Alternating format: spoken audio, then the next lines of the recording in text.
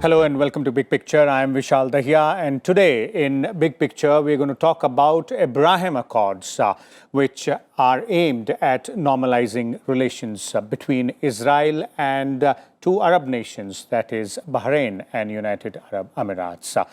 We will try and understand what exactly are the contours of these agreements and why exactly are they so important. And for more on this, we are joined by a distinguished panel of guests. Let me first introduce them to you, beginning with former Ambassador Virendra Gupta. We also have with us Professor A.K. Pasha from Center of West Asian Studies in Jawaharlal Nehru University, and Mr. K.B. Prasad, Senior Associate Editor at the Tribune. Let me begin with you, Mr. Prasad, since you also keep a tab on all these developments. What exactly are we talking about when we mention Abraham Accords, and why exactly are they important? In the White House in the presence of President Trump was brokered largely by America, and essentially two bilateral deals, agreements, one with Israel, with the UAE, United Arab Emirates, and the other was Israel and Bahrain. Now, these agreements will establish, the aim is to establish diplomatic ties, and the embassies being located in both the countries, exchange of ambassadors, cooperation. They promise to work together. The idea is they'll be working in various sectors. These sectors include trade and tourism, healthcare, and security. Now, that's a very important segment of this because security is one area where everybody knows the region is quite volatile, and there are many conflicting issues that are always there. Though it has been called as a peace deal, but one thing essential is that what is important is that the deal that came in that region, the West Asia region as we call it, is after almost a quarter of a century, because the first time the deal was between Egypt and Israel in 1975, post Camp David, everybody remembers that. And then, of course, came in 1994 with Jordan. And so to almost after 94, Israel had no diplomatic relations with anybody in the Arab world. So this is a very significant move in that direction, because two countries who are also important in the GCC, UAE among them, now will have diplomatic ties and take the thing forward. So I think Israel, it opens up a new avenue in that region. Okay, let me bring in Ambassador Gupta here. Ambassador Gupta, your views specifically on these accords in terms of, is this setting up of a stage for some larger, state of affairs which we can see from here onwards? Because as Mr. Prasad was pointing out, after Egypt and Jordan, and that too after almost a quarter of a century, these are the only two Arab nations with which Israel now has a peace agreement. Well, it is a very major development. And I would say that this is moving forward in the direction of some sort of settlement, if at all. And I think it has been brokered by America. There is no doubt about it. What is also very clear is that even though no agreement has been signed by Saudi Arabia itself, they are very clearly behind it, because without Saudi Arabia's blessing, a country like Bahrain could not have gone ahead with such a dramatic development. So I think if you look at the entire picture, it is a rehabilitation of Israel in a certain sense, and also a very distinct message to Palestinians that this approach of all or nothing will not work. In today's times, all or nothing doesn't work in any which way that you look at. You have to move with the times. And there are certain maximalist demands that Palestinians have always insisted on that in all likelihood they will not be able to get. So I think what is important is that the region is moving towards normalization, and Israel has always had existential problems. In 1948, when Israel was created, large part of the world was against creation of Israel, and also the Arab countries rejected it. and Israel was attacked, as you know. So I think since that time, they have suffered existential threat. Uh, and I think if they are accommodated, if they are accepted, this is really an acceptance by countries in the region. Firstly, as you said, as Mr. Prasad said, with Egypt, and then with Israel, and then of course many other countries began to develop relationship. I distinctly remember, in fact, I went to Israel to open the Indian embassy in 1992, shortly after the Chinese had established relations. And this question was often raised, and that was a good time for the peace process. So I hope very much that once Israel is given a little feeling of comfort, they will then, which is also part of the agreement, that they will also desist from undertaking illegal activities in the occupied territories. Okay. They have been wantonly going on with the annexation of territories, which is not right. Because as much as you accept Israel's right to exist in a peaceful environment, you must also accept the right of Palestinians to a state of their own. Okay. So I think this will impact on Israel's thinking, and I hope very much that we can revert back to Rabin's times and move forward with the peace process. Okay. We very much need a peace process. Okay, indeed, the peace process is very much needed out there. Professor Pasha, if you could, show us the larger picture here. Specifically, is this one step further ahead in normalization of the West Asia, or ensuring that the peace does exist in that region? The friction between all these nations seemingly will gradually pass away? Yeah, this could be seen as a baby step in that larger picture, which has eluded peace in this region for over a century, particularly after 48 and more specifically after Sadat concluded the peace agreement in 1979. Many thought that the largest Arab country recognizing Israel and signing the peace treaty would usher an era of peace. But many were disappointed because we saw the Israeli invasion of Lebanon in 82 and subsequently the other developments. So this normalization has to be seen in the background of three or at least four major issues. One is the new assertive foreign policy of the UAE, which has seen active role in Syria, in Yemen, in Libya, in Egypt, and elsewhere. And also their ongoing confrontation or Cold War with Iran in the background of occupation by Iran of three of their islands. Number two, you have President Trump seeking re-election and his problems with the COVID pandemic and challenge by the Democrats. So he needed a diplomatic victory sort. Thirdly, the Israelis also, under Benjamin Netanyahu, as you are aware, he is facing a corruption scandal. He is under inquiry. And also his handling of the pandemic and the weak and vulnerable coalition government. So all of this put together, the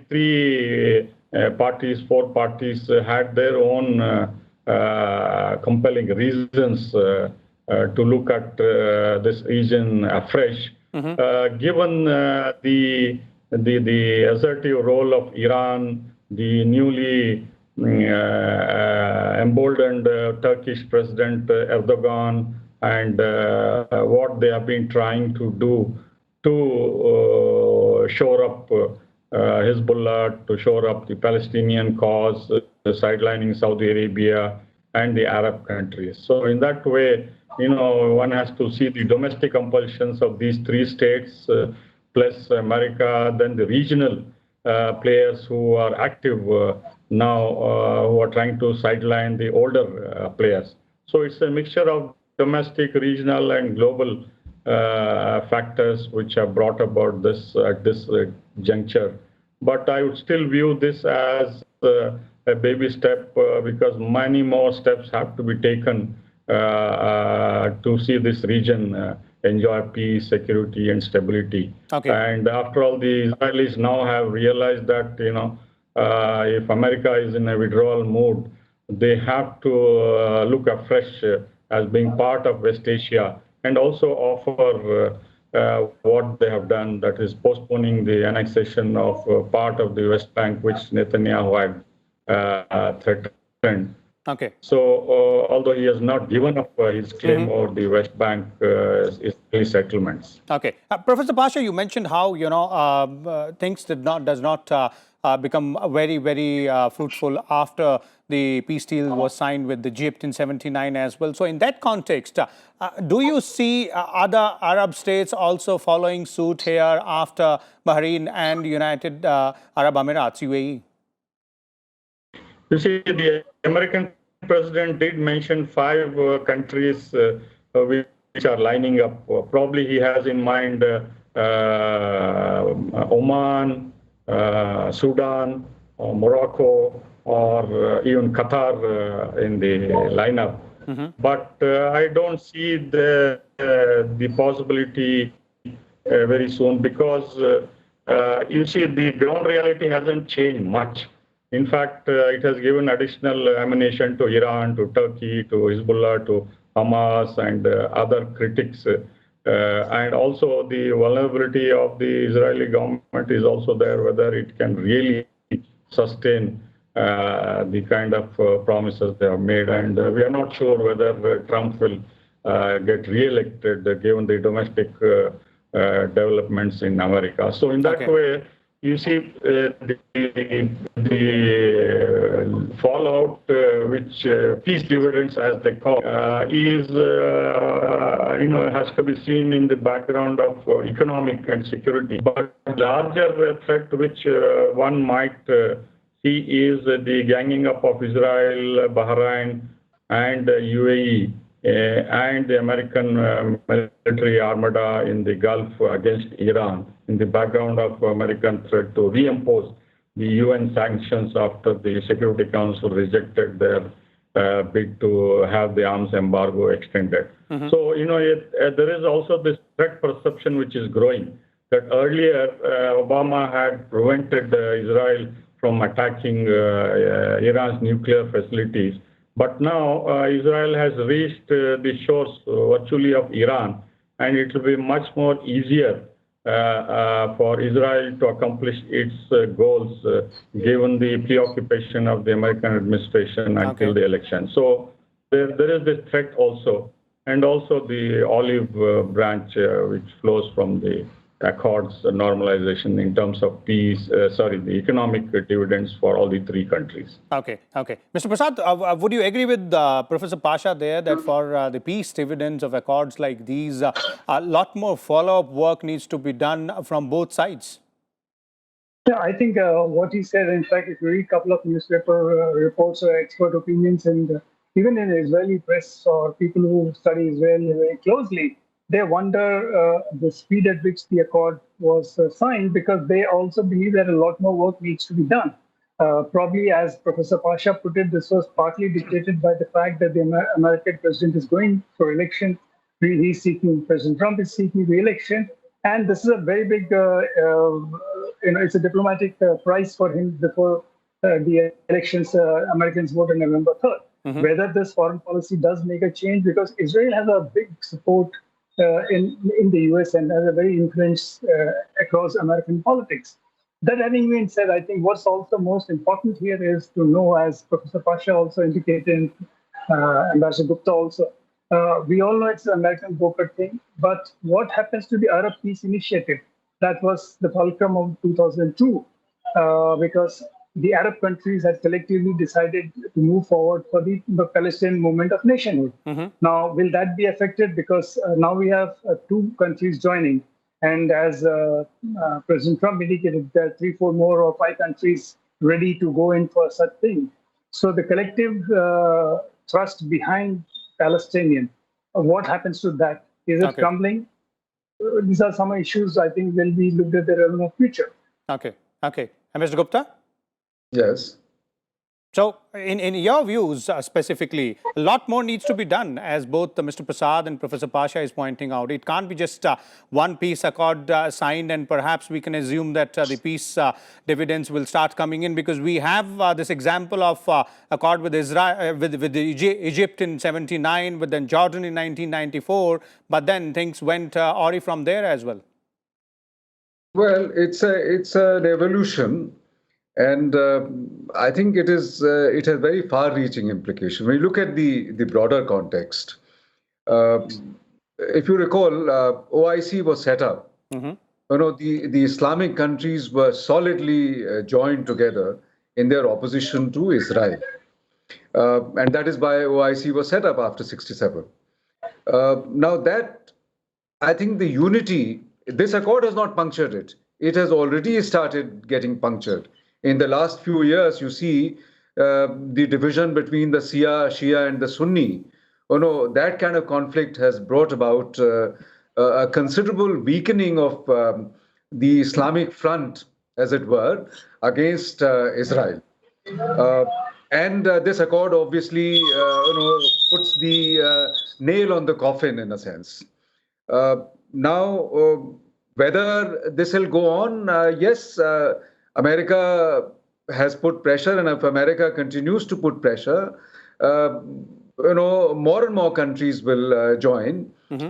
As other speakers have pointed out, I think the Saudi Arabia very strongly, and that coalition that has developed in these in the Middle East against Iran, and I think that is working on developing or accommodating Israel.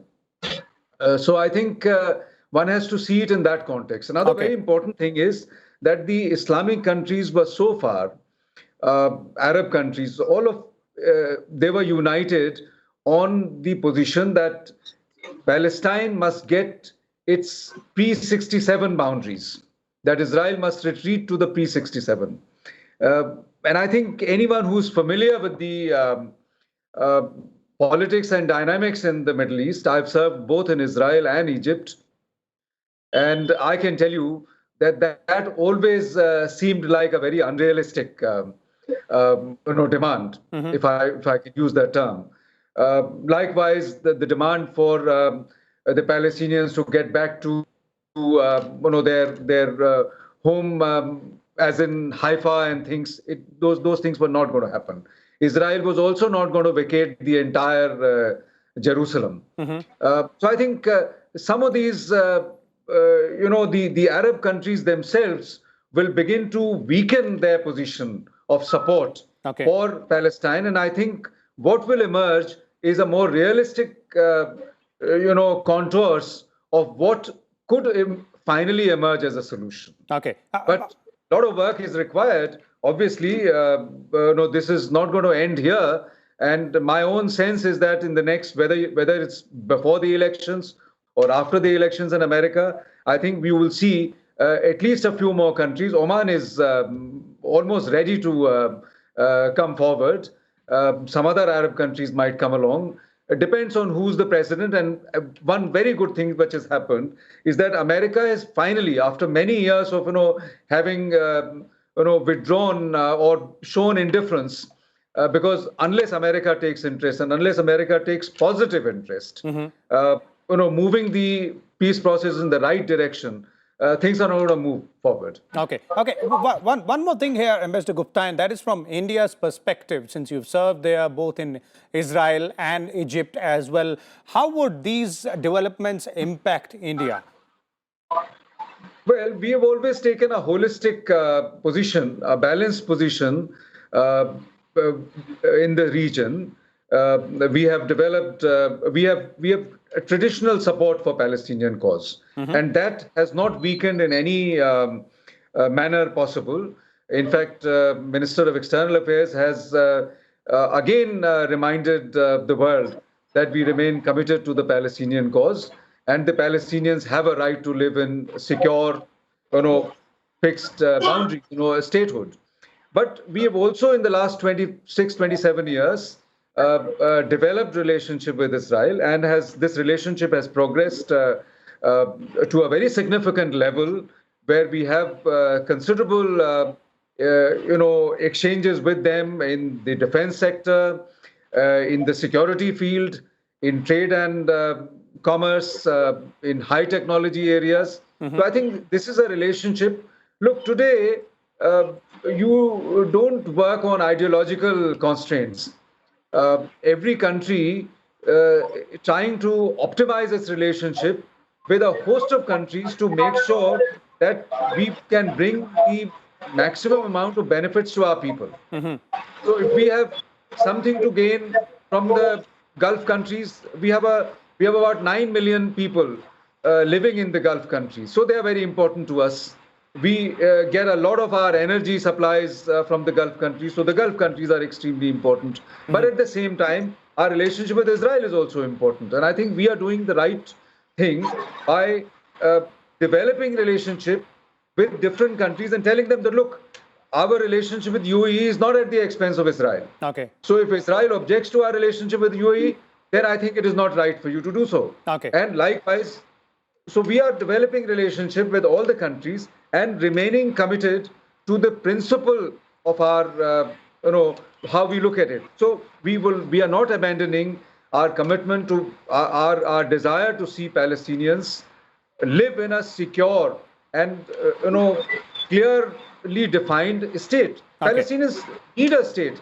So far, I mean, all these years, you've reduced them to, stateless people, which is not fair at all. Okay. I think the Palestinians have been given a very raw deal, and they must be given a state.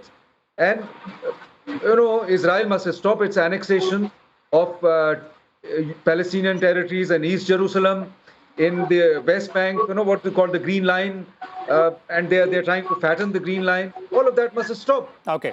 And Okay. the world is not supporting it. America is not supporting it. Nobody is supporting it. Okay. So I think there is need for greater pressure on Israel to ensure that while Israel's peace should not be threatened, they have a right to live in secure environment. They must get out of the siege mentality.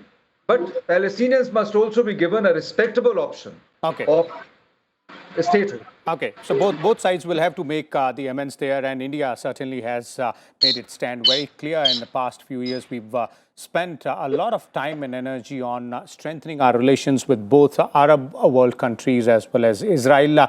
Let me have the final question to Professor Pasha here as well. From India's point of view, Professor Pasha, how do you look at these developments?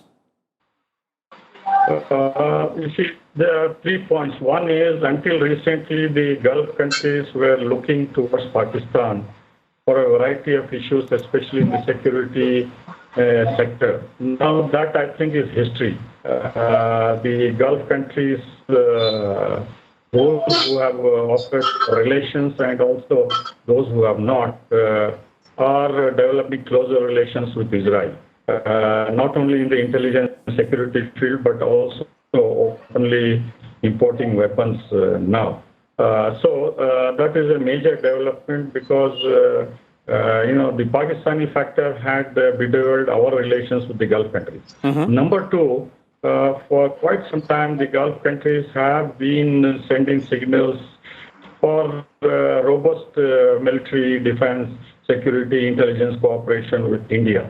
So far, we have been doing a few things, but much more, I think, is likely to happen. Okay. In the background of, the common assumption by Israel and the Gulf states is that the United States is not anymore really interested as it used to be in the Gulf of Mexico. So if they can import, the Gulf countries, if they import the weapons from America and Israel, Indians also can equally respond.